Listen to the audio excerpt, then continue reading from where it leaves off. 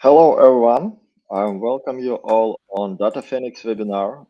Today with us Kacper Lukowski. He's developer advocate at Quadrant, and today we will speak about best practices for building LLMs-based application.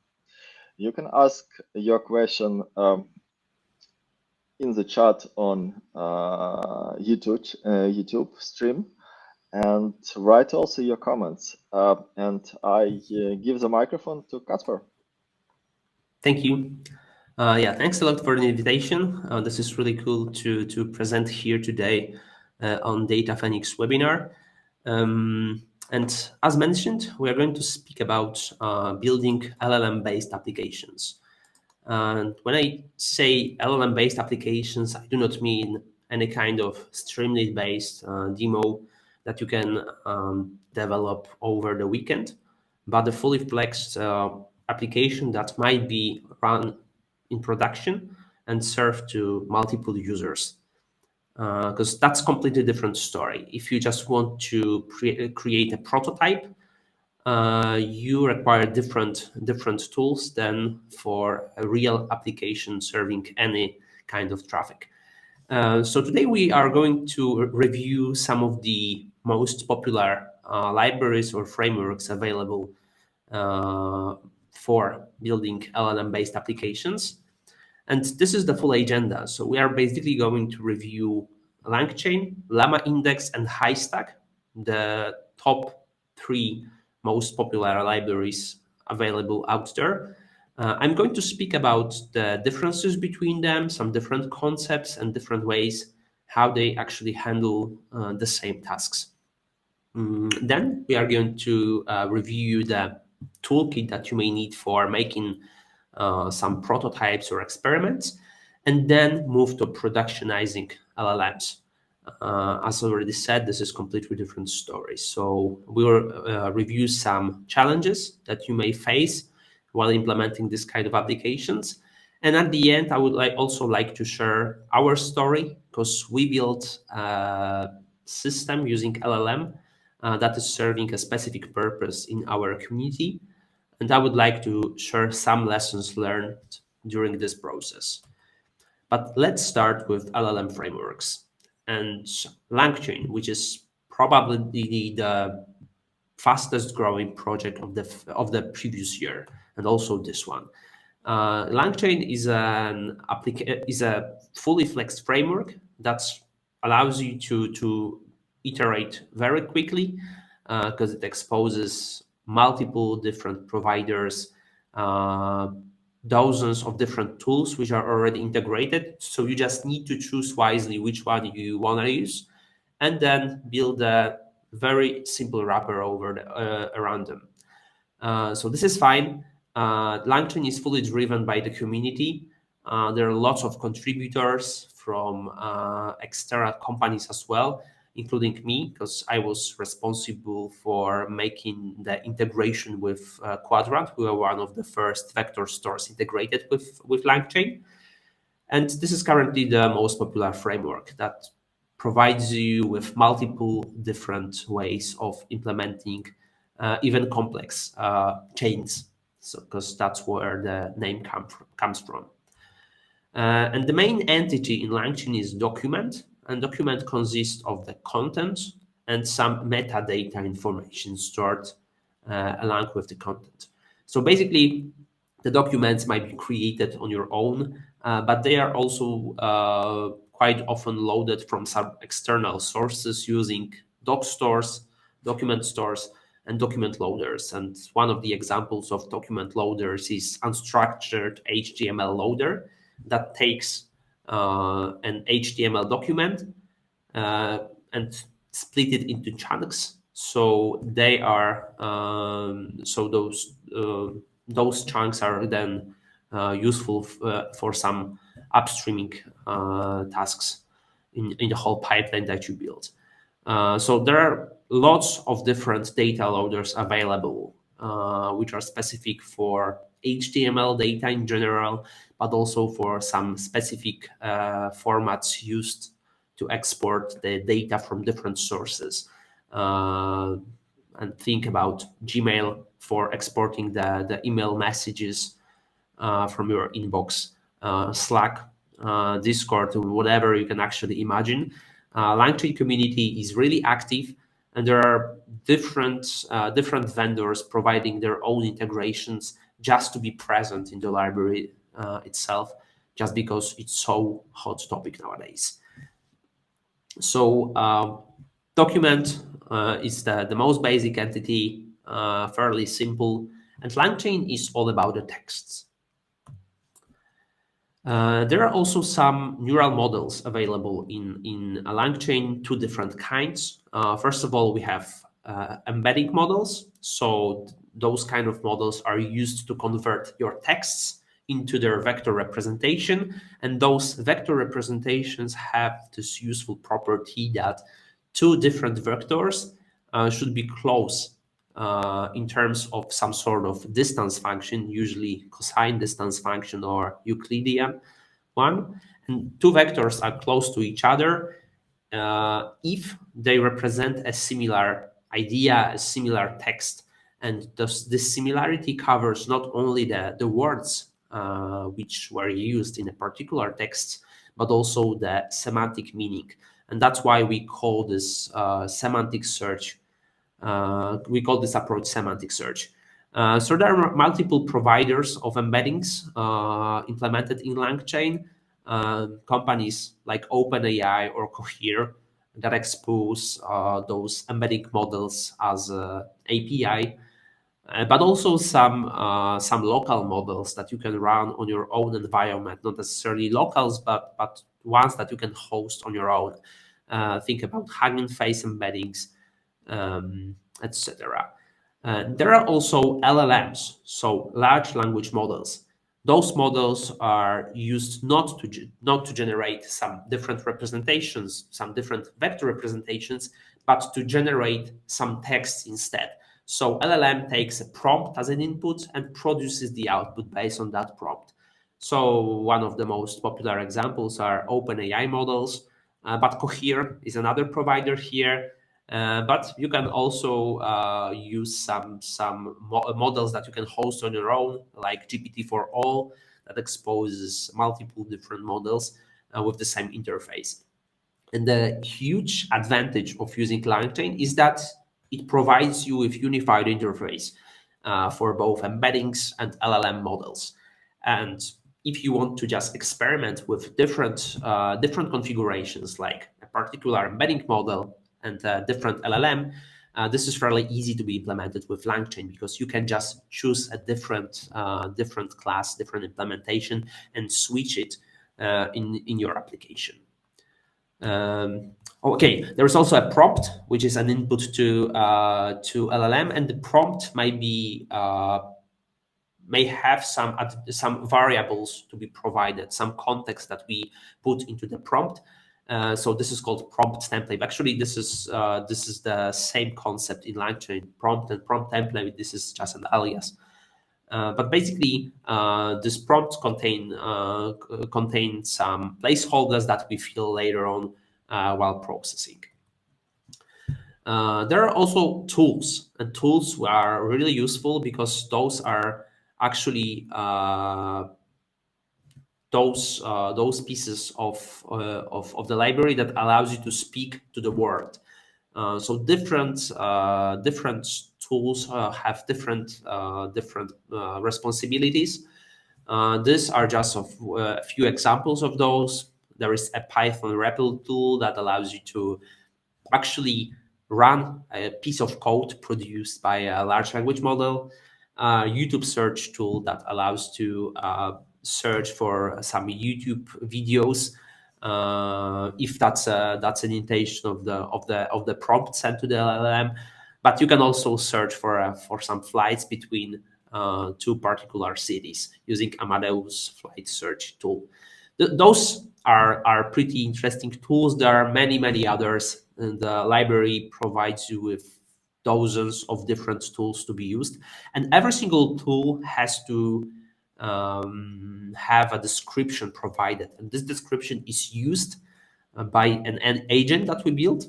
to choose a proper tool for given task, and that's pretty cool because that allows you to uh, speak with external services. And tool is not an agent. That is a question that I can see right now. Tool is not an agent. Agent is something that uses tools, but not it. I will just switch to describe what is the meaning of the agent in a few slides. And the next thing is the things are retrievers and vector stores. Actually, this is pretty important because LLM is a system that was trained on some data, and it's pretty useful to generate some text, but it has no clue about a particular knowledge that you may have, like the documents of your company, or even the Slack conversations, the private Slack conversations that we could possibly fed into the LLM, but they were not used during the training phase, so it cannot really tell anything about this particular data. So this is why we need some external sources, and vector stores are used in order to store the vector representations generated by the embedding models. And those vector stores are also useful to retrieve some documents which might be relevant in a specific case. So vector stores expose a specific interface that allow to perform semantic search over their content. And this is pretty commonly used with LLM-based applications just to bring some interesting content into the context of the prompt that we sent into the LLM. I will describe that process later on. And there are also retrievers. And the retrievers are more general term.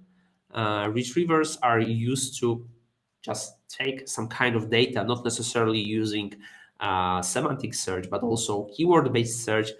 And actually, you can also provide some different tools like SQL databases to be used as retrievers, but also knowledge graphs or graphs in general. So this is like a generic term used for systems that can return documents based on query. There are also chains, and chains are really exciting because chains actually allow us to pipeline a set of actions that should be performed one after another. And this is where the name of the library comes from, because LangChain is all about building chains of actions performed to solve a particular problem. And question answering is one of the most popular issues or problems solved with LangChain. And this is a graph describing how this kind of process may look like if you decided to use vector store, because question answering is a problem in which we want to provide an exact answer based on the user question. And those user questions are not necessarily asked about word in general, about the data that was used by a particular large language model during the training phase, but usually about the data that we may have, those documents which are private in our company and were not included in the training phase, have to be queryable for the large language model in order to use it somehow. So this is a typical chain. So whenever our user sends a question to the system, LangChain, first of all, vectorizes this question, then uses the vectorized question to retrieve some candidates, some semantically similar documents that can possibly answer that particular question. And those documents that were retrieved from vector store, in this example from Quadrant, are then sent as a content of the prompt. So our original prompt is not on, so our prompt is not just the original question, but a request to answer that question based on the context information. And this context information is a set of documents which might be relevant to answer it. So this is pretty common, and this is a set of action to be performed one after another. So chain is a linear process, but chains may also have a mechanism called memory. This is a short-term memory that allows the system to keep an information about the previous state of that particular chain, and that actually makes our chain stateful, so they can keep information between different runs. And there is an agent. An agent is not a tool, as already mentioned, but agent uses both LLMs and tools in order to perform some actions. Not necessarily tools, but in general, agent is a system that uses LLM to perform some reasoning. So agent will typically query our LLM multiple times just to extract some responses, and those responses will be then used to select an action, a chain, or maybe a tool that it should use in order to answer that particular questions. So there is a loop of reasoning scheme. So agent iteratively performs some actions based on the outputs of the LLM. So this might be pretty complex, but LangChain already has some agents implemented in place. So you can just create an agent, set some particular tools, and it will be choosing those tools and launch those tools based on the user prompt. So this is what agent is all about. Imagine you wanted to build an intelligent agent that will be acting as some sort of assistant. So it will be looking for the cheapest flight between two cities, and it will be also acting as some sort of search mechanism. It will be searching over the web. So that might be actually pretty useful if you have some tasks that you perform quite often. It will be just automating the stuff that you do. So an agent will receive a set of tools with their descriptions included. So, for example, it will include the tool that allows to browse the web, use Google search engine, and another tool, the Amadeus flight search tool, that will allow you to query for the flights in a particular date and cities. So that actually this agent will receive both tools, both objects that allows to query those services, together with a description of when to use each of those tools. So probably Google search will be used as some sort of fallback if none of the other tools is chosen as a preferred one.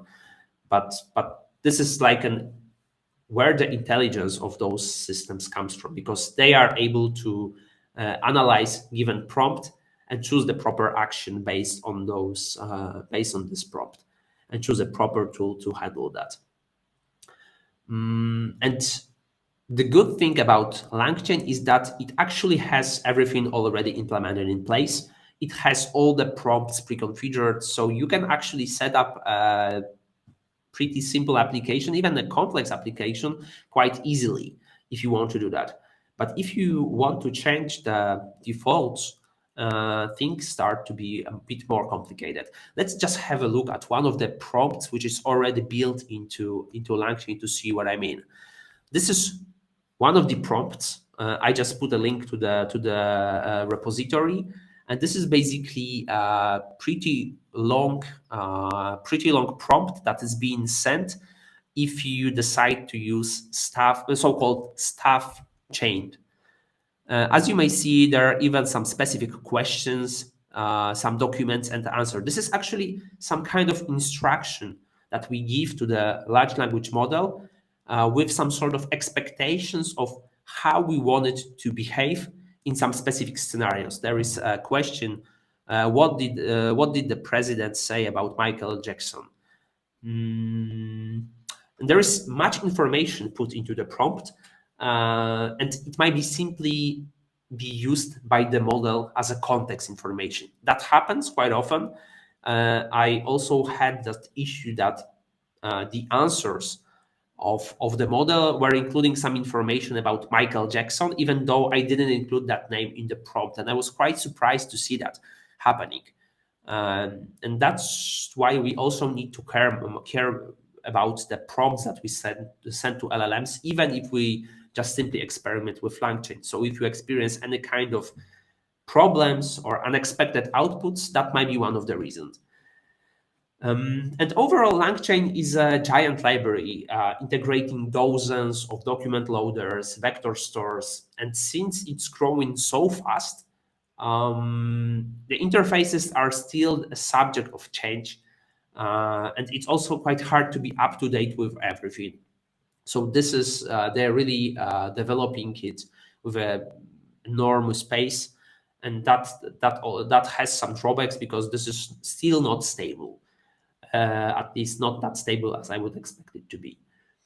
Um, but there's also another tool, Llama Index, that started almost in the same time.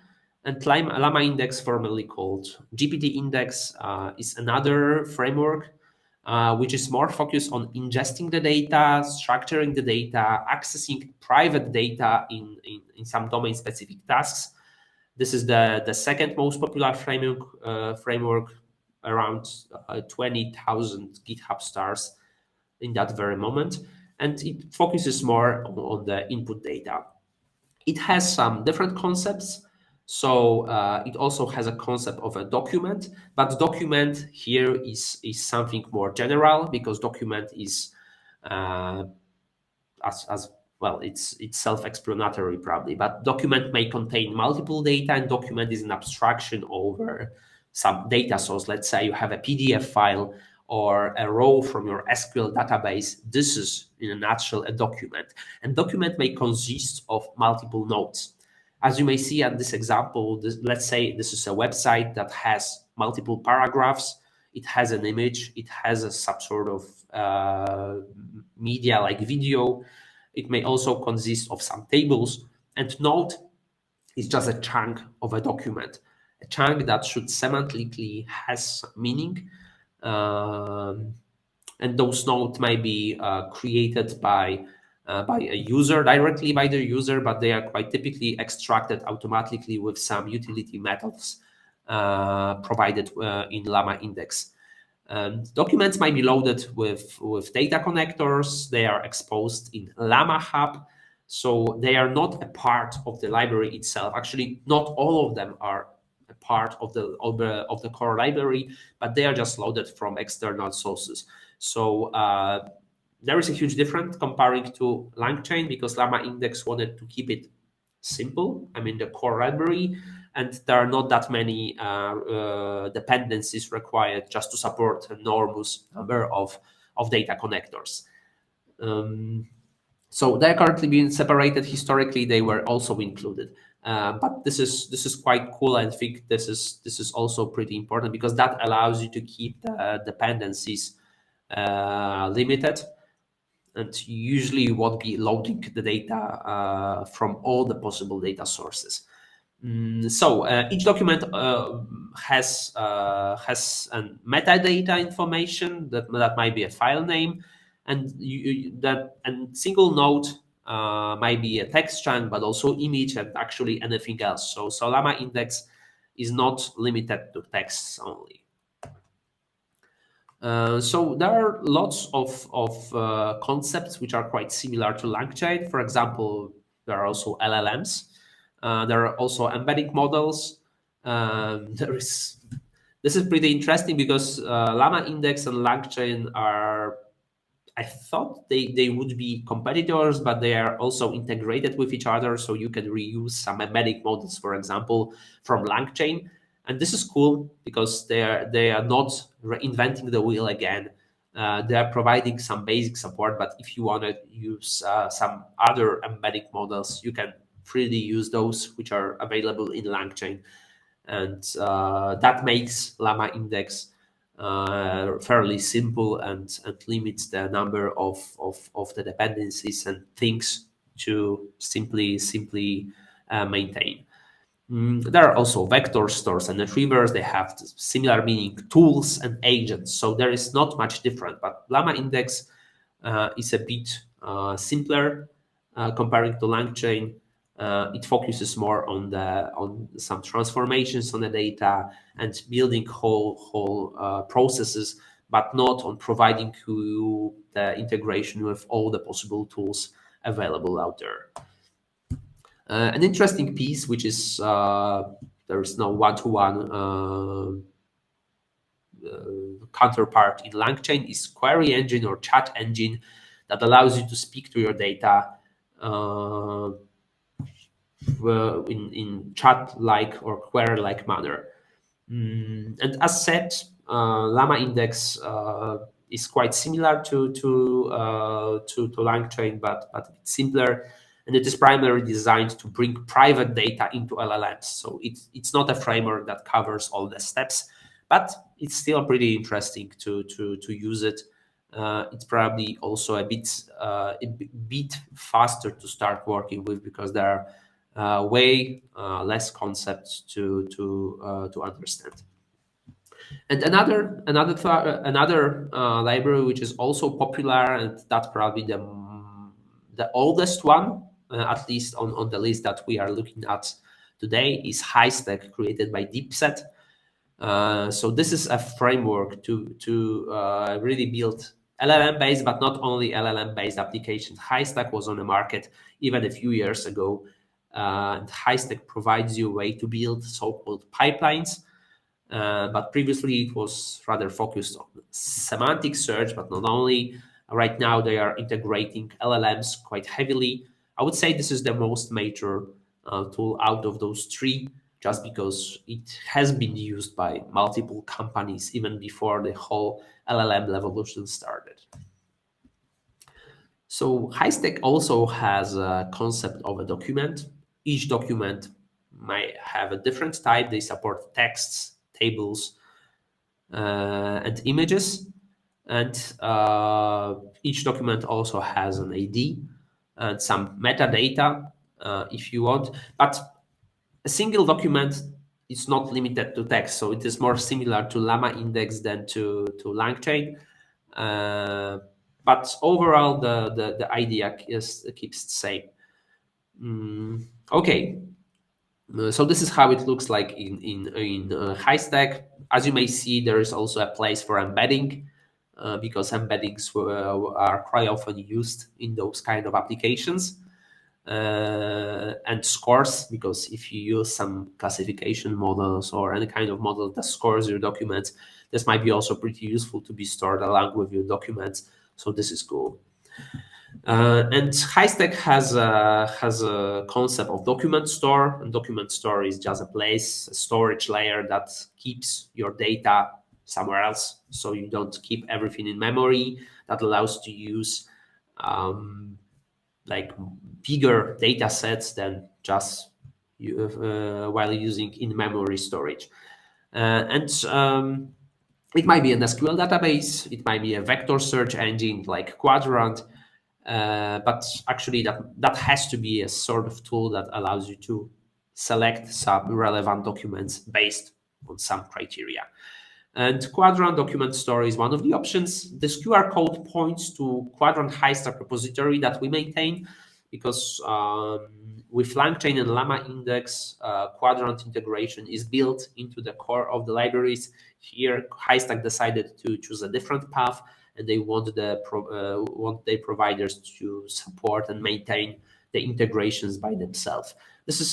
I would say this is an interesting approach, just because we are able to manage the integration, and whenever we have a new feature that might be relevant for a specific integration, we can do that on our own. So this process is also interesting. If you want to test it out, here is a QR code. And here is how we built application with HiStack. HiStack has an idea of building so-called pipelines, which are not necessarily linear, but they're rather built as some sort of DAG, directed acyclic graph. So every single step performed by this pipeline is a node, and the node processes given input and produces some sort of output. As I said, there might be some decision components included, so that doesn't have to be linear. We can just choose a different path based on, for example, content type of the file that we process. And HiStack was historically providing the same functionality, building pipelines, for example, for semantic search, but also for keyword-based search, for classification. They have some components that perform text-to-speech translations, and many, many more actually. There are also some transformation based on files. And this is historically what Highstack was offering. Right now, they also included LLMs, which is pretty interesting because everybody wants to use LLMs right now, and that fits quite well to their proposed structure of the applications. However, they also introduced a new concept, which is similar to LangChain and Llama Index, and this is an agent that is actually built in the same way like it was built with those libraries that we spoke about just a while before. This is how a pipeline is different from agent. I really like those pictures. I just took them from Deepset blog. Deepset, the company behind Highstack, and pipeline is a fairly simple process that takes query and provides answer. But with agent, things are not that easy because agents perform those reasoning loop, this reasoning scheme. So they try to provide the final answer, but here the processing is rather iterative. So they might be choosing different tools to extract some some useful pieces of information. They might be also using some pipelines probably under the hood to perform some more complex processing. But basically, they have some observation, they have some thoughts, and they choose tools based on those thoughts just to provide the final answer. So this is more complex.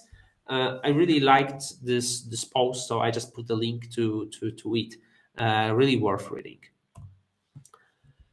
And the main difference that I see right now, actually, when it comes to some design choices, is that Highstack is not focusing on the input data that much, comparing to Llama Index or LangChain.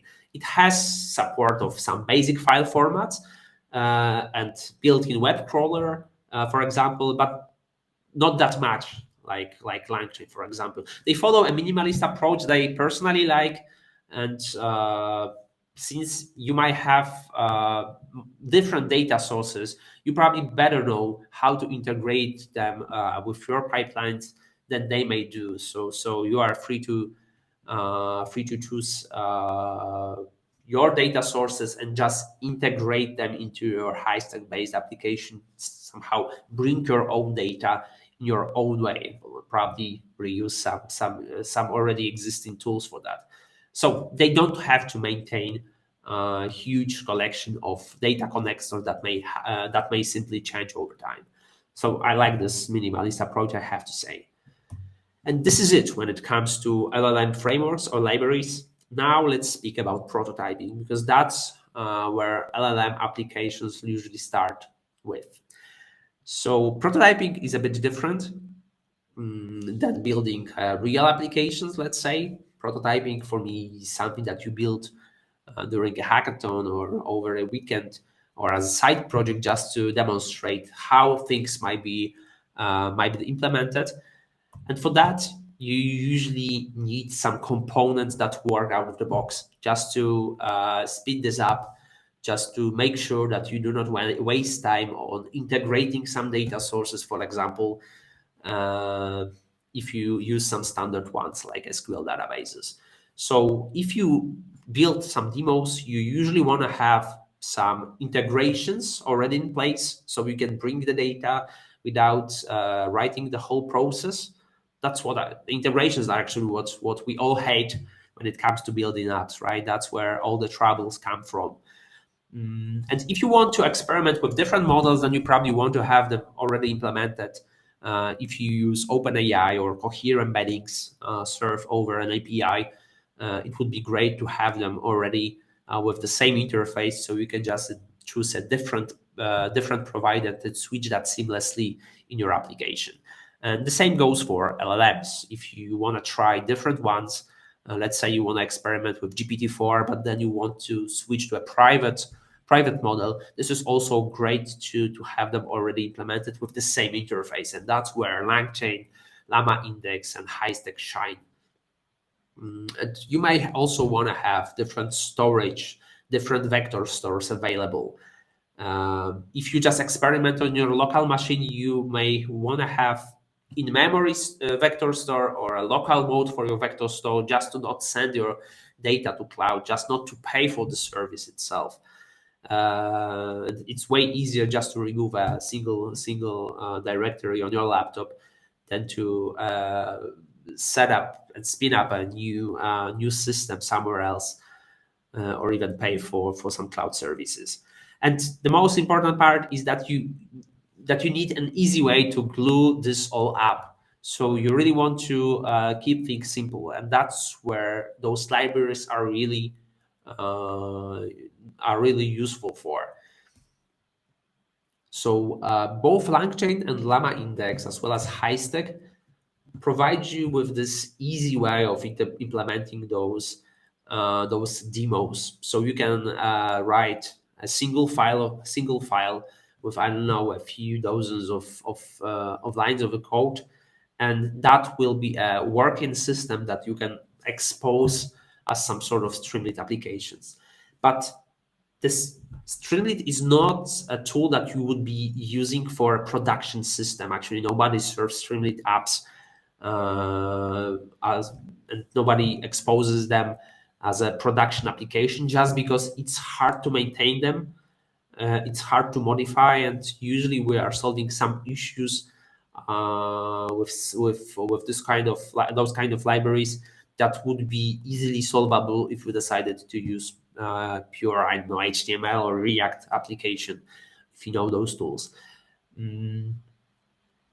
Well, this is actually what all those libraries are really useful for, building demos and prototyping. But not all of them are really major enough to be able to handle a production load, for example, because production challenges are a bit different. If you build a prototype, it's still fine to just cherry pick some of the results just to present that it might be working in some specific scenarios. But overall, when you decide to go to production, you need to care about the output quality. You need to care about the responses generated by your model, by your large language model. You need to care about the quality of your embeddings, because some of them might be capturing the relationship in your data, or might be representing them in a better way, and that influences the precision of your application, the quality overall. There are various ways of how to do that, but none of those libraries actually care much about quality. So we need some different tools to do that still. There is a great blog post by Eugene Yan about serving LLMs, and this particular paragraph is all about measuring the performance of models. I really encourage you to have a look, but the short gut feeling is that it's worth choosing an LLM wisely. Just because some LLMs might be biased and might be not working for a specific use case, or they might be working quite well when you just prototype, but then when you experience some inputs that you haven't really foreseen, you may simply get into troubles because the model might be biased, or might be just not accurate enough to produce some meaningful results. But there is also another thing. The outputs of LLMs are usually in the form of a free text. But in order to serve that in production, we usually force the model to produce some structured output. Let's say we ask the model to produce an output as a JSON document with some specific keys and values, so we can actually reuse that in our further processing. So that's a quite common strategy, and there is a cool library called guardrails that allows you to specify some quality checks over the outputs of LLMs. So this is really cool. It has an integration with LangChain as far as I know, but you may also easily integrate that with any application. This is still an alpha alpha release, so please expect that it might be not stable yet, but it performs some sort of validation over the LLM outputs and allows you to fail to provide an explanation to your end user that we couldn't provide an answer for that specific task just because some criteria were not met. This is cool, and this is something that we need to care about to avoid cases where LLM outputs might be simply dangerous for our users, for example. And there is also quite well known issue with LLMs. They have a tendency to confabulate, to hallucinate. And hallucination is a response that cannot be justified by the input data. So it cannot be justified by the training data of the model, but also cannot be justified by the information that we put into the prompt, because those are actually two sources that an LLM might be using to provide the output. We cannot avoid them like 100% of times, but we can reduce the number of hallucinations by performing so-called retrieval augmented generation. So large language models were trained to solve some language tasks like summarize this text or extract names of people from that piece of text.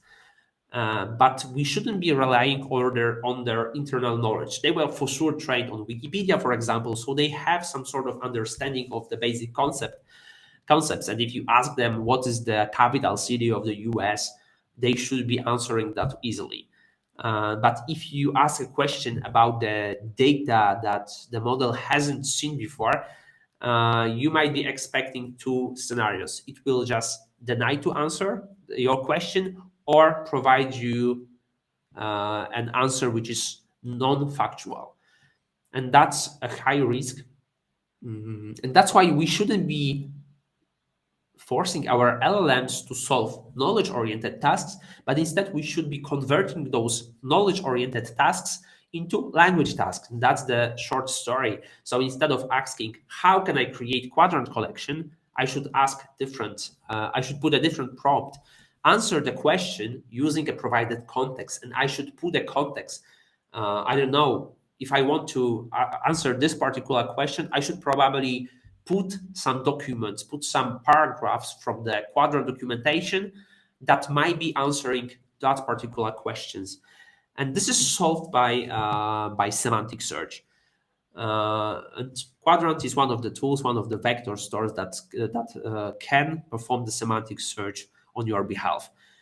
This context has to be extracted from our knowledge base, and it has to be done in an automated way to keep things efficient. We won't be providing this context manually. That's not the purpose of the whole LLM revolution, right? So we need to perform semantic search, and we need to use this original question: how can I create quadrant collection, vectorize it, and use this vector to find some relevant documents that we indexed before. And this is quite a common scenario, to use a vector store under the hood. So then your application will be taking an original question of a user, looking for some relevant documents, and putting those documents into the context of the prompt, with this conversion from knowledge-oriented task into language task. That's what retrieval augmented generation is all about. And in order to serve semantic search in production, you might be interested to use Quadrant, a vector database, aka vector search engine. We are already integrated with those LLM frameworks. We have some additional filtering criteria, so we can not only perform semantic search, but let's say if you want to look for a book similar to given questions, to given summary. Let's say I want to find a book which is about, I don't know, Superman or whatever you can imagine. You can also perform some additional filtering that the book shouldn't be older than 20 years, for example. So this cannot be captured by the vectors themselves, so you need this additional filtering criteria.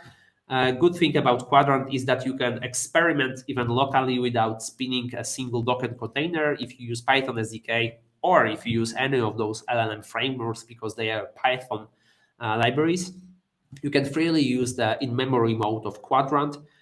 So all the data will be stored either in memory or on your local disk, and that allows you to build fast prototypes, and then switch, if you decide that the project might be successful, switch to Docker container to store more data and get better performance, or even use Quadrant Cloud offering. We have a free trial if you are interested. So this is pretty cool to testing things easily. And there is no difference if you use any of those LLMs. You just configure Quadrant a bit differently, but that works out of the box. So you can switch between in-memory, Docker containers, and Quadrant Cloud seamlessly. So there are also some issues with semantic search.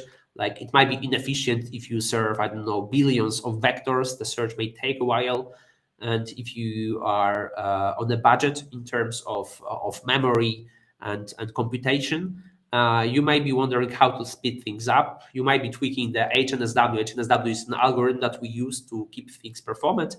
You may be just tweaking the parameters to reduce the memory footprint and reduce the time spent on search or indexing. You may be also interested to see scalar and product quantization. Both are mechanisms to reduce the memory footprint, and scalar quantization may also speed things up. This QR code actually links to our scalar quantization article. This is a preferred way of how to reduce the memory usage and keep the search precision quite on a very similar level. So scalar quantization may help reduce the memory usage by up to 4 times, and product quantization even up to 64 times, if I remember correctly. But scalar quantization is a preferred way to not lose much of the accuracy. But there is another issue with building applications using LLMs that is not that often discussed. There are different scenarios. There are I/O bound and CPU bound applications. I/O bound applications are those that need some time to wait until some operations are finished. Let's say you communicate with a database, you send some requests, those are sent over the network, and then you wait for the response. From the perspective of your user, those might be just small, like some milliseconds.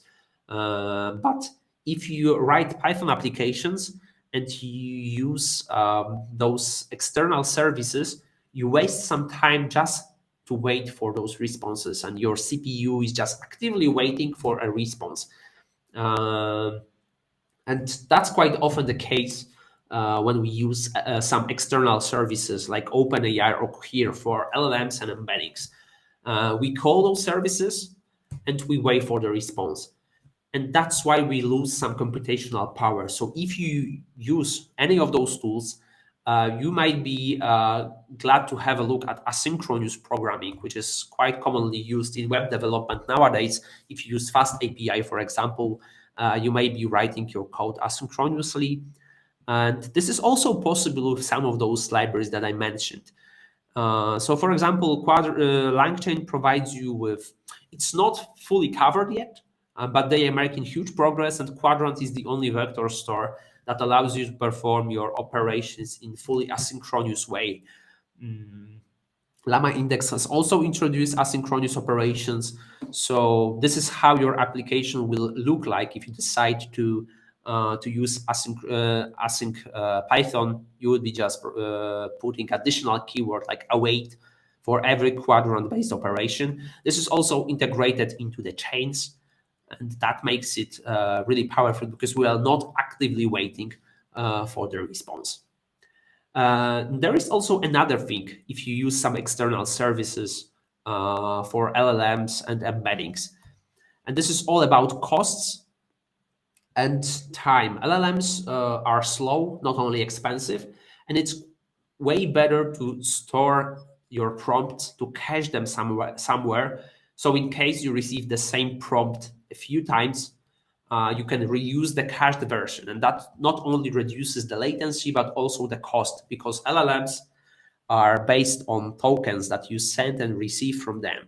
So it's way better to keep things on your end in a different system, so you don't really need to requery the LLM or embedding model with the same request.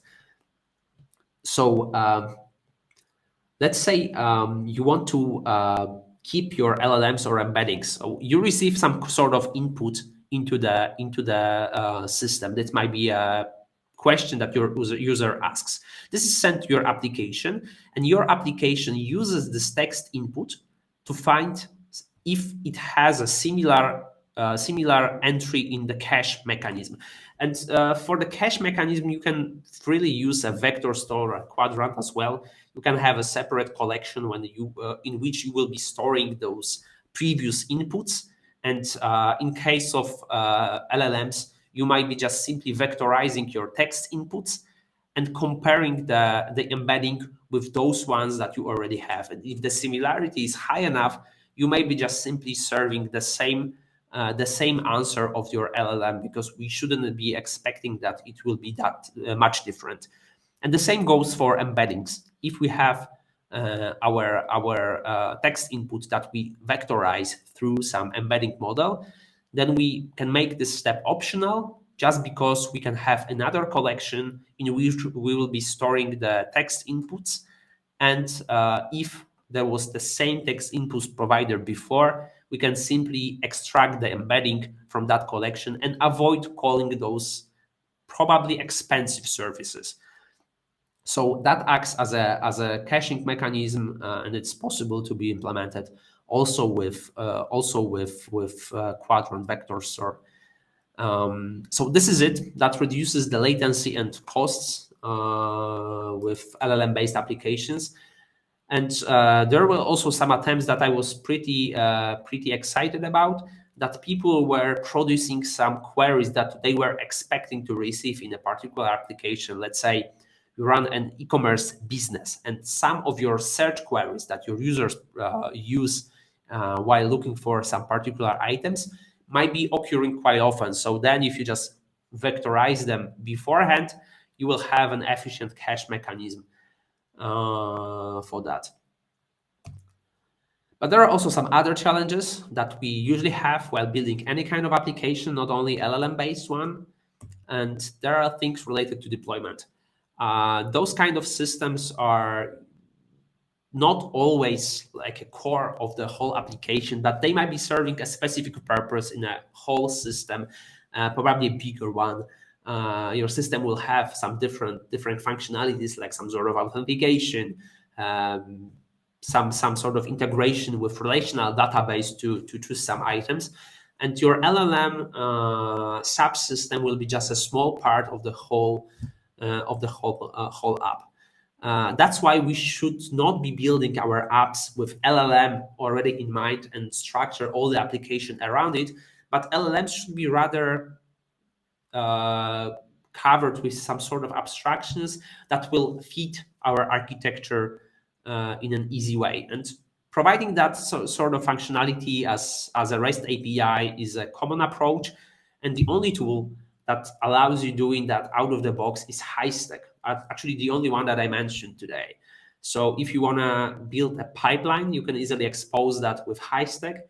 It will build a fast API application around your pipeline, so you can easily integrate this microservice with all the other systems that you may have in the whole stack. So that's really cool about Haystack. So that's why I really encourage you to have a closer look at it, because I think this is underrated tool right now. And production systems are rarely a console application, so LLMs are not the core of them. And there is another story about monitoring our systems, something that we quite often forget, because our LLM-based applications are prone to errors. and having some sort of monitoring system around that, at least technical monitoring, so we will be notified about any sort of exceptions that were thrown during the application was running. This is something really cool to have. This is quite often the case with LangChain. People are complaining that its built-in login mechanism is not the best one, to say that at least, and it's quite hard to determine what was happening inside out of the logs. So that's another story. Logging, extracting the meaningful logs from LLM-based applications is crucial, just in order to keep the quality of it. But also, LLM-based application is, at the end of the day, just another type of application, and we should be handling them in a similar way. I really encourage you to have a look at Sentry, which is quite a common choice for monitoring at least application bugs. So those exceptions, so we will get notified whenever you have an exception thrown. Not only, but that will give you an overview of what is happening inside, and that pretty well integrates with Python applications, and not only, but also human feedback, even either explicit or implicit or explicit, uh, giving our users a way to express how they feel about the outputs of this kind of systems is really crucial in order to keep their quality. And this is also a pretty interesting information if you ever wanted to fine tune the LLM for your own purposes. This is also doable with some services like Cohere. They provide you a way to fine tune the model for your own purposes, but also for those private or self-hosted models, this is also pretty useful. This human feedback might be used as a ground truth in some further processing, just to know that a particular answer was not that relevant. And I would also like to share some lessons learned when we implemented our own Discord bot. I was playing with that for a few weeks, and actually, this is still in progress. So hopefully, we are going to open source the project pretty soon. So please stay tuned and watch our social media, LinkedIn and Twitter profiles, because that's hopefully gonna be announced quite soon. And our Discord bot was implemented to serve a specific purpose. We have a Discord community that is actually the way of helping out our users to build some cool applications with Quadrant included. We usually answer some questions, help users to start using that, or help them configure the system if they struggle with anything. This is a QR code that links to our Discord community. And we decided to build a bot just because some of the questions were asked multiple times. So we built a Discord bot that is indexing the messages which are being sent to all the Discord channels that we have, and those messages are then being used in this retrieval augmented generation. So we extract some similar messages from the past and try to build an answer based on that context. So this is how it looks like right now. You can it's open. You can ask those questions using direct messages. So I wanted to know how to enable the scalar quantization for a collection in Quadrant. So that's something I already mentioned. That's a technique to improve the performance of search and reduce the memory footprint. This is still not finished. However, if you ever implemented a Discord board, you already know that the Discord SDK is fully asynchronous. And if you just put synchronous code inside, you may simply get in troubles.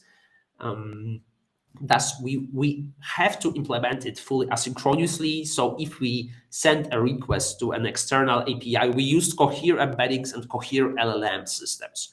So we are sending an asynchronous request to those services. And instead of actively waiting for the response, we can handle another user. And that's where the difference between prototype and production system comes from. This bot is able to serve multiple users at once. And thanks for that. Just answer multiple questions without spinning, I don't know, multiple copies of the same system. That's what asynchronous operations are really useful for. Mm. And since we decided to build that, we had to implement Quadrant as an asynchronous vector store in one of the libraries, and LangChain was the first choice just because it was the most popular one. So we started working on it. That's also why Quadrant is the only fully asynchronous vector store available. So we built that. There are still some challenges that we want to solve before we make it public, because as you may imagine, our users are sometimes sending some code that doesn't work. And how can we differentiate between the real answers and the problems reported by the users? If we just put some problems into that, into the context, then we may end up with answering some in a wrong way just because the context was wrong, right? So that's why we are not only providing an answer, but we are also providing links to those discussions that might be relevant. So people can not rely only on the answers, but also on some specific threats that might be meaningful in a similar scenario. So we still try to figure out how to exclude this noise from signal, how to exclude false from true answers, and how to promote correct answers in that specific scenario. But this is still something that we need to figure out on our own. If you have an idea, please just drop me a message. I'm happy to discuss that.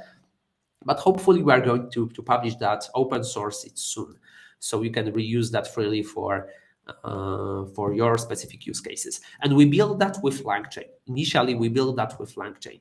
However, at some point, we decided we need to switch to some custom code. And this is why. Here, I have two outputs of the profiler. This is a Python profiler.